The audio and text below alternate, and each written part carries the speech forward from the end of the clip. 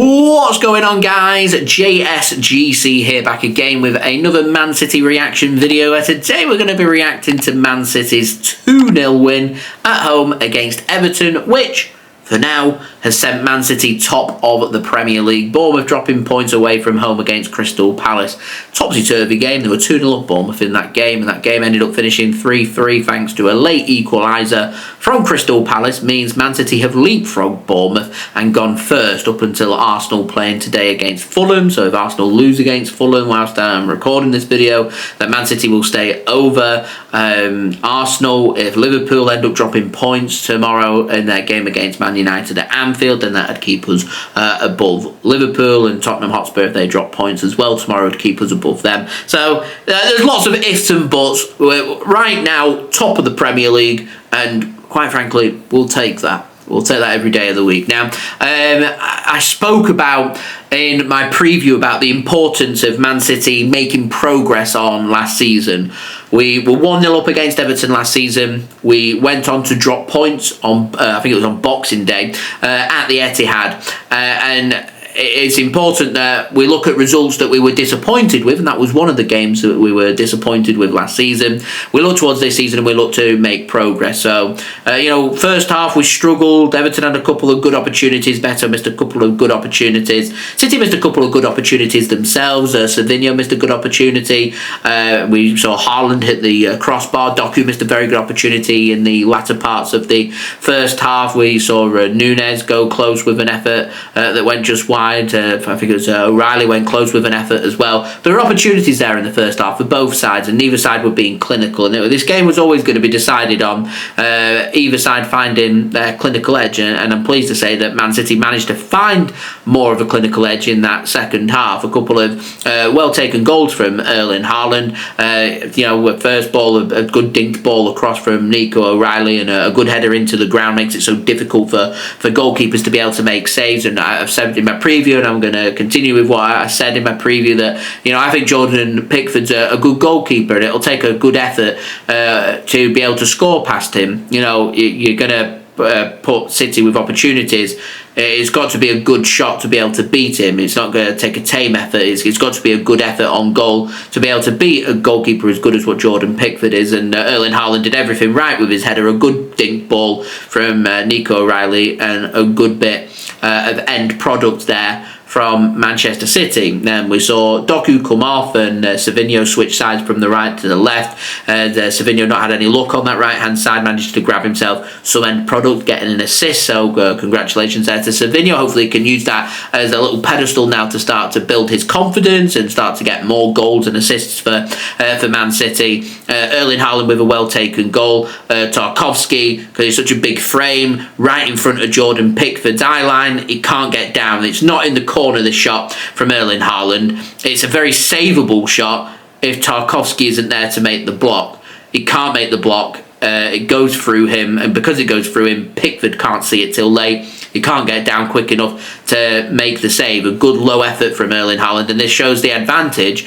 of basically just having shots on target and asking the question of the defence and of the goalkeeper. And Erling Haaland was showcasing to Man City how important he is with end product, and also my concern about the over-reliance on all goals run through Erling Haaland, because if Erling Haaland picks up an injury, or if Erling Haaland's not got his shooting boots on that day, we might struggle to score goals. And I don't want us to become a one-man team and all goals just run through Erling Haaland. I want to see more from Doku, more from Savinho, more from Oscar Bobb, more from Rayan Cherki when he comes on and starts to get more minutes and more starts for Man City, for Bernardo Silva, for Phil Foden, for Tijjani Reijnders. I want to see so much more. I want to see everybody chipping in with goals and assists for Man City, because we struggled to break Everton down today, and it could have been very easy for Man City to have drawn a blank and this game finished 0-0, or Everton sneak it. And this, for me, would have been a game where we dropped points last season.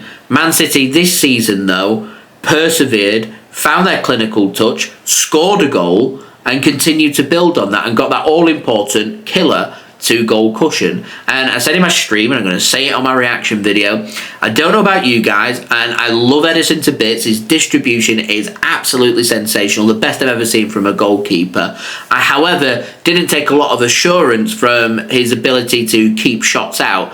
And I take a lot of confidence knowing that we've got Gianluigi Donnarumma, one of the best goalkeepers in the world, in particular for shot stopping in goal, that I know that if Everton came forward and had one or two big opportunities to get into this game once more and get back into it and have a grandstand finish, we've got a brilliant goalkeeper that in them one or two opportunities that Everton might have, he will pull off and make big saves in the big moments. I said when we signed Donnarumma, he's a big game goalkeeper. He's also a big moment goalkeeper. In the big moments, he will make the big saves. That's the kind of goalkeeper that Donnarumma is. He's a proven winner. He knows how to win games. He knows how to grind out the games. And I take so much assurance from the back knowing that we've got such a good goalkeeper that's got that as his skill set. Because I don't think Edison would have been capable of doing such a thing. He's great with his distribution. I thought there were some question marks about his shot-stopping ability. I don't have that many question marks about Donnarumma and his shot-stopping ability, and so far from what I've seen of his distribution, there's been nothing wrong with Donnarumma's distribution. So I don't know, it felt a bit different for me today. It could have been 1-0 and I'd have felt just as comfortable with Man City coasting, that we're capable of seeing it out. We did it against Brentford, 1-0, we managed to get the job done. So there's definitely progress being made. We're not the complete article. There is still frailties there. We looked weak defensively in the first half. Beto was bullying our defence. Nathan Ake kind of looked like the odd one out at times. I'm going to presume that's down to he's not fluent. He's not obviously had that many minutes with Man City so far this season, so it's going to take more game time for him to get back in the rhythm with things. Nico O'Reilly picking up a little knock at the end. Hopefully his injury's not too bad, but there could be the opportunity over the next week or two whilst Rayan Ait-Nouri gets back up to fitness that we could be seeing a little bit more of Nathan Ake, and I want to see more from Nathan Ake as well. Some question marks from the Netherlands manager about him potentially going to the World Cup.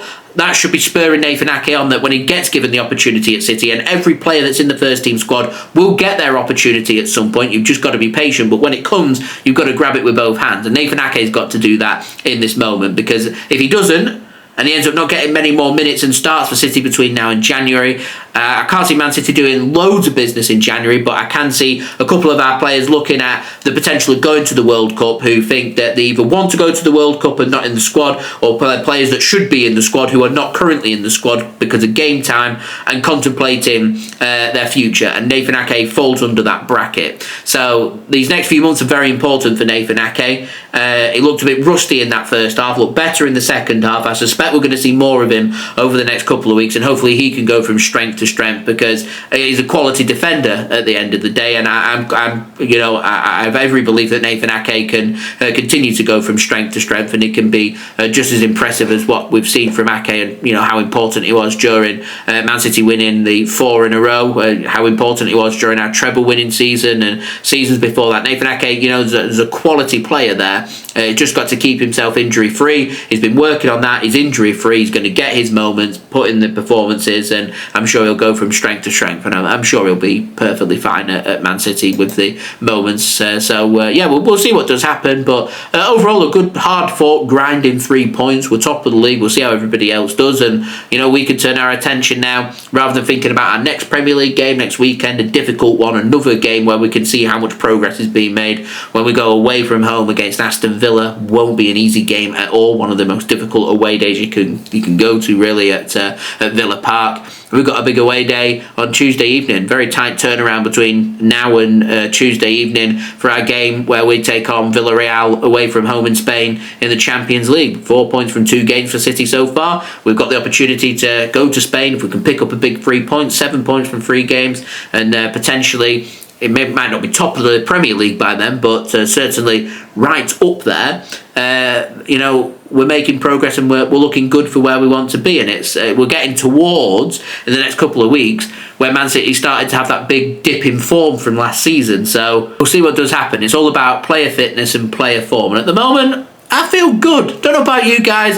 I've taken a lot of assurance from City. It's been very different these last couple of games. 1-0 against Brentford, 2-0 here against Everton. They're very different to how I'm used to Man City playing and winning, but we're just turning up, doing what we need to do, and getting the job done and keeping clean sheets. So double thumbs up from me. Happy days, move on, and we'll see where we go from here. So yeah, they're my thoughts. Do let me know your thoughts, guys, in the comments below. That'd be much appreciated. Also, don't forget as well to leave a thumbs up. That would be great. Let me know that you are enjoying the videos. Subscribe as well if you're new around here. It is free to subscribe. On that push now to 47,000 subscribers, less than 100 away, so any help towards that would be brill. Also, don't forget social media links there in the description if you want to go and follow me on my X, Instagram and TikTok. Email also in the description too if you want to hit me up for any sponsorship for any videos or any general business inquiries, and I'll see you all again real soon for the next one. So I've been JSGC. Thank you everyone for watching. Hope everyone has a fantastic rest of their weekend and a happy Saturday.